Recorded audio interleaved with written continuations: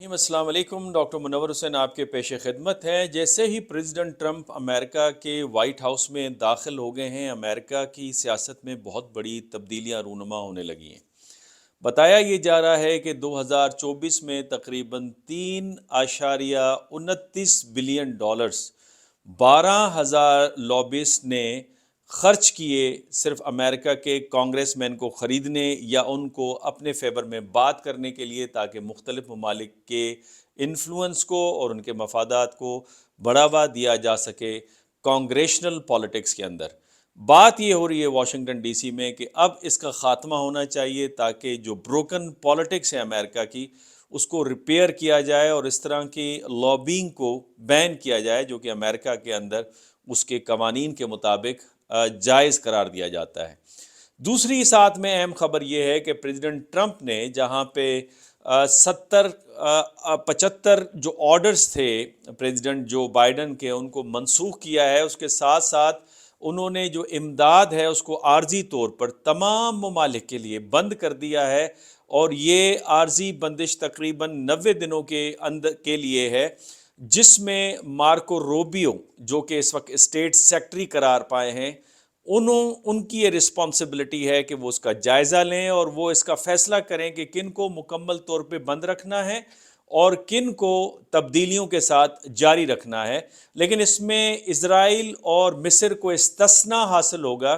Because سالانہ طور پہ امریکہ 3.8 بلین ڈالرز اسرائیل کو امداد دیتا ہے اور مصر کو 1.3 بلین ڈالرز سالانہ امداد دیتا ہے، اور امریکہ کے مطابق اس کی خارجہ پالیسی یا اس کی جو سیکیورٹی پالیسی ہے اس میں یہ دونوں ممالک اہمیت کے حامل ہیں، اور یہ ان کے مفادات کے تحفظ کے لیے انتہائی ضروری ہے۔ اب جو وجوہات یا جو اس سے فوائد حاصل ہوں گے امریکہ کو، وہ 4 قسموں کے ہیں۔ پہلا قسم یہ کہ پریزیڈنٹ ٹرمپ یہ چاہتے ہیں کہ یہ جو پیسہ ہے وہ امریکنز پہ لگایا جائے اور امریکہ کی معیشت کو بہتر بنایا جائے، چونکہ ہم نے دیکھا کہ فلوریڈا کے اندر، نارتھ کیرولینا کے اندر فلڈ آیا جس سے تقریباً 30 سے 35 بلین ڈالرز کا نقصان بتایا جا رہا ہے۔ اس کے ساتھ ساتھ جو لاس اینجلس میں آگ بھڑکی جس کا تخمینہ 60 بلین ڈالر سے زائد لگایا جا رہا ہے، ان لوگوں کی مدد کی جا سکے، بیکاز جو بائیڈن کے اوپر سب سے بڑی کرٹیسزم یہ تھی کہ ان آفت زدہ علاقوں پہ انہوں نے تقریباً 700 ڈالر صرف دیے فرد واحد کو یا ایک فیملی کو، جن کے ہزاروں ڈالر کا نقصان ہوا تھا، اور اس کی جگہ پہ انہوں نے 90 سے 100 بلین ڈالر یوکرین اور اسرائیل کی جنگ میں پھونک دیے تھے۔ دوسرا بڑا فائدہ یہ کہ یوکرین کی امداد کو بھی بند کر دیا گیا ہے، جس سے امریکہ کو روس کے ساتھ ڈیل کرنے میں آسانی ہوگی، تاکہ یوکرین کی جنگ کو ختم کیا جا سکے۔ اور جو بائیڈن نے 2023 میں ایک ایگریمنٹ کیا تھا یوکرین کے ساتھ کہ وہ تقریباً 3 بلین ڈالرز کا یا 2.5 بلین ڈالرز کی جو ملٹری ایڈ ہے وہ ان کو پرووائڈ کریں گے، جس میں 1.25 بلین ڈالر کی جو امریکہ کے گوداموں میں ہتھیار پڑا ہے وہ دیا جائے گا، اور اس کے بعد 1.25 بلین ڈالر کا تقریباً کانٹریکٹ کے ذریعے سے نیا ہتھیار تیار کر کے ان کے حوالے کیا جائے گا۔ تیسرا بڑا فائدہ جو ہے تائیوان کے حوالے سے، جو تقریباً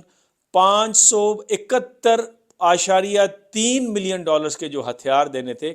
اس کو بھی عارضی طور پہ بند کر دیا ہے، تاکہ چین کے ساتھ نئے معاہدے کیے جا سکیں، نئی ڈیل کی جا سکے، اس میں ان کو یہ فیسلٹی حاصل ہوگی۔ اور یہ وہ امداد تھی جو بائیڈن صاحب نے کی تھی، جس پہ چین کو سخت ریزرویشن تھی، اور اس پہ انہوں نے بیانات بھی دیے تھے۔ اور چوتھا یہ کہ 2022 میں جو بائیڈن نے اردن کے ساتھ جو معاہدہ کیا تھا، جس میں 2023 سے 2029 تک 1.45 کروڑ ڈالر سالانہ اردن کو ملنے تھے، اس کا بھی خاتمہ ہو گیا ہے۔ اور اردن کی مثال اب وہ ہے، دھوبی کا کتا، نہ گھر کا نہ گھاٹ کا، کہ فلسطینیوں کو چھوڑ کر جن کی حمایت میں گیا تھا، جس امداد کے چکر میں، وہ امداد بھی تقریباً ختم ہوتے ہوئے نظر آ رہی ہے۔ اب سوال یہ پیدا ہو رہا ہے کہ جو امداد بند ہونے سے کون کون سے شعبے متاثر ہوں گے؟ اس میں صحت، تعلیم، زراعت اور ترقیاتی امداد یہ پہلے نتیجے میں یہ متاثر ہوں گے دنیا بھر کے مختلف ممالک جو ڈیولپنگ یا انڈر ڈیولپ نیشنز ہیں۔ اس کے ساتھ ساتھ دوسرا جو ایریا متاثر ہوگا وہ پناہ گزینوں کا ہے اور انسانی حقوق کے تحفظ کا معاملہ ہے، جس میں بڑی تعداد میں تو خود پاکستان میں بیٹھے ہوئے ہیں افغانستان کے لوگ، جن کو امریکن ایمبیسی خرچہ بھی دیتی تھی، اب وہ خرچہ بھی بند ہوگا۔ اب ان بیچارے افغانیوں کا کیا بنے گا، اور اگر ان کو واپس بھیج دیا جاتا ہے تو یہ تو وہ لوگ ہیں جنہوں نے افغانستان سے غداری کی تھی،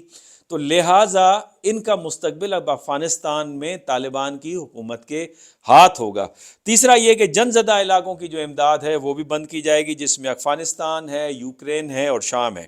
امریکہ کی غیر ملکی امداد کا جو سالانہ بجٹ تھا 2024 کا، وہ تقریباً $60 بلین تھا، اور یہ امریکہ کے جو وفاقی بجٹ ہے اس کا تقریباً 1% بنتا ہے، اور اس کی تقسیم کچھ اس طرح سے تھی کہ انسانی امداد میں تقریباً 10 سے 15% اسے ایلوکیٹ کیا گیا، جس میں جنگ زدہ علاقے اور انسانی بہبود اور انسانی بحرانوں کو ڈیل کرنے کے حوالے سے تھا۔ ترقیاتی امداد 20 سے 25% تھی، جو صحت، تعلیم اور زراعت کے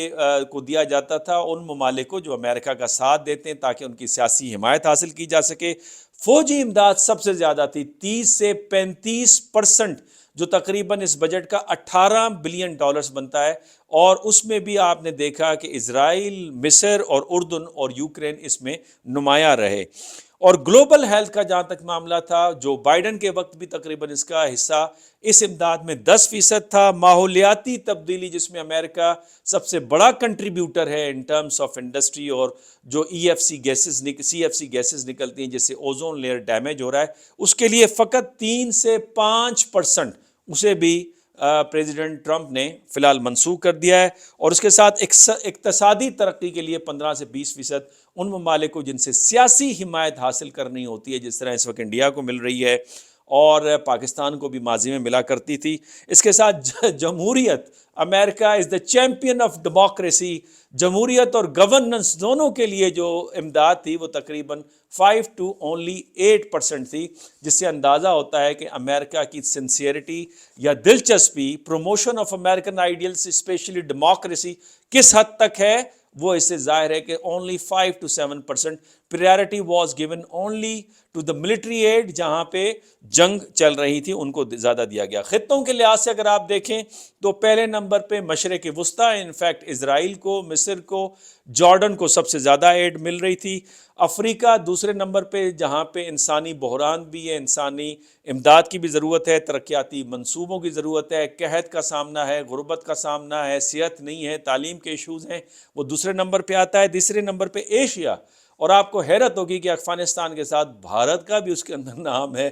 پاکستان بھی شامل ہے۔ بھارتی اگر یہ سمجھتے ہیں کہ ان کے کوئی $600 بلین سے زیادہ کے ریزروز ہیں، اب تو $700 بلین پہ چلے گئے، لیکن وہ بھی امداد کے محتاج رہے ہیں۔ امریکہ کی کٹورا صرف پاکستان کے لیے کے پاس نہیں تھا، خود انڈینز کے پاس بھی تھا، یہ بات آپ ذہن میں رکھیں۔ تیسرے نمبر پہ لاطینی جناب، لاطینی تیسرے نمبر پہ، جو مونرو ڈاکٹرائن 1823 میں دیا گیا کہ یہ ہمارا بیک یارڈ ہے اور اس میں کسی طاقت کی مداخلت ہم قبول نہیں کریں گے، جس پہ پریزیڈنٹ ٹرمپ نے ایک اسٹیٹمنٹ دیتے ہوئے حلف نامے کے بعد کہا کہ جناب پاناما کو ہم واپس لیں گے، چونکہ یہ ہم نے بلنڈر کیا 1977 میں پنامیز کو دے کر، اور 1999 میں گورنمنٹ کو کنٹرول دے کر پاناما کی، ہمیں واپس لینا ہوگا، کیونکہ یہ چائنیز وہاں پہ چلے گئے ہیں۔ چائنا کو ہم نے نہیں دیا تھا، پاناما کو دیا تھا۔ اس پاناما جیسے ممالک کے لیے ساؤتھ صدرن امریکہ میں ان کو تیسری پوزیشن پہ، چوتھی پوزیشن پہ رکھا ہوا ہے، جہاں پہ منشیات کے خاتمے کے لیے، اقتصادی ترقی کے منصوبوں کے لیے، اور جس طرح کی